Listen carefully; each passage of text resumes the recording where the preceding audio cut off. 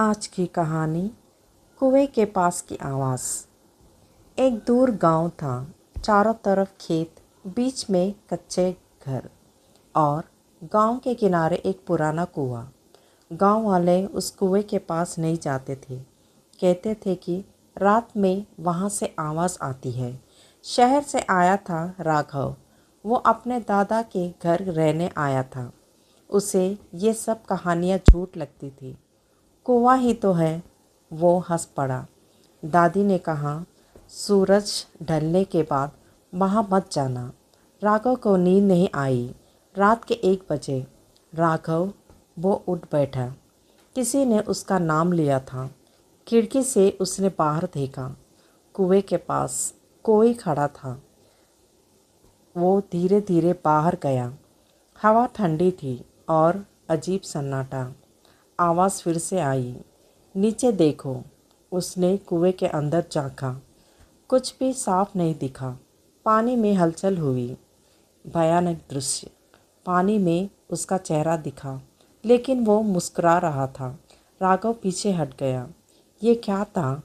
कुएं के अंदर से हाथ निकला और उसका पैर पकड़ लिया। बचाओ! वो चिल्लाने लगा। वो खुद को छुड़वाने के लिए कोशिश करने लगा, लेकिन वो नहीं कर पाया। आवाज़ बोली, तुम आ गए। आवाज़ सुनकर लोग आ गए। उन्होंने राघव को खींचकर बाहर निकाला। सबकी सांसें तेज थी। वो डर गई थी। तुमने उसे जगा दिया।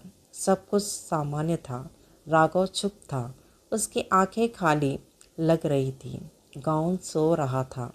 राघव चुपचाप घर से निकला, कुएं के पास गया और धीरे से बोला, अब मेरी बारी है किसी और को बुलाने की।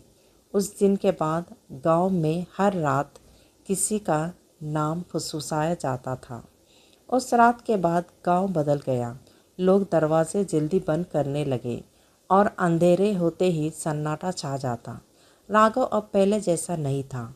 वो कम बोलता, अकेले बैठा रहता और रात होते ही गायब हो जाता। दादी समझ चुकी थी, वो अब अकेला नहीं है। एक रात गांव के एक लड़के मुकेश को किसी ने पुकारा। मुकेश। वो बाहर निकला और आवाज़ का पीछा करते करते कुएं के तक पहुंच गया। वही आवाज़, नीचे देखो।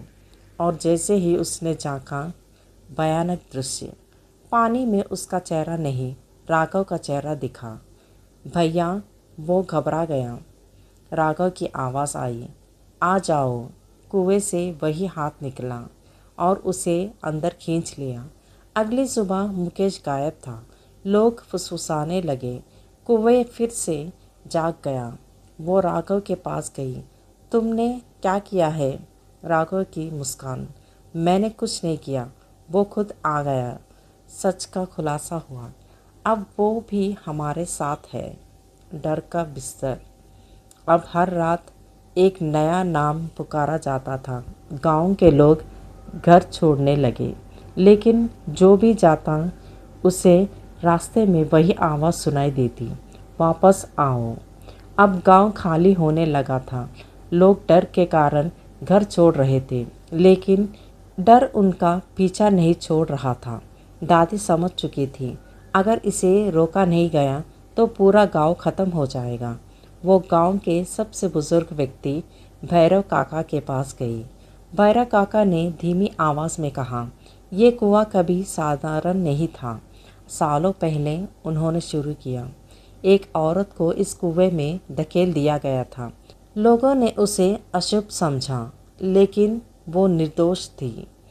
मरते वक्त उसने शाप दिया था, जो मुझे भूलेगा मैं उसे भुलाऊंगी। दादी की आंखें फैल गई। तो ये उसी का बदला है। इसे रोका कैसे जाए? दादी ने पूछा। कुछ पल चुप रहे, फिर बोले, जिसे वो सबसे पहले बुलाए उसी को वापस जाना होगा। मतलब? राघव। दादी समझ गई। दादी कुएं के पास पहुंची। हवा तेज थी और वही फुसफुसाहट गूंज रही थी। कुएं के पास खड़ा, जैसे इंतज़ार कर रहा हो। राघव, वापस आओ। राघव की मुस्कान, मैं अब वापस नहीं जा सकता। मैं अंदर हूँ, उसने कहा। उसकी आंखें काली हो गई। कुएं से कई हाथ बाहर निकले और दादी को पकड़ लिया। नहीं, दादी चिल्लाई। राघव की आवाज़। अब बहुत देर हो चुकी है। अगली सुबह दादी भी गायब थी। अब गांव लगभग खाली था, लेकिन रात में अब सिर्फ एक नहीं, कई आवाज़ें नाम पुकारी जाती थी। आखिरी कुएं में अब कोई एक नहीं, एक पूरा गांव रहता है। गांव अब लगभग खाली था। टूटे दरवाजे, सूनी गलियां और हर रात गूंजती हुई आवाज़ें। कुछ दिनों बाद एक युवक गांव में आया, अर्जुन। वो संस्कारी और सरकारी सर्वे के लिए आया था। गांव का हाल उसे अजीब लगा। पूरा गांव जैसे अचानक छोड़ा गया था। उसे एक बूढ़ा आदमी मिला, वही जो सब जानते थे।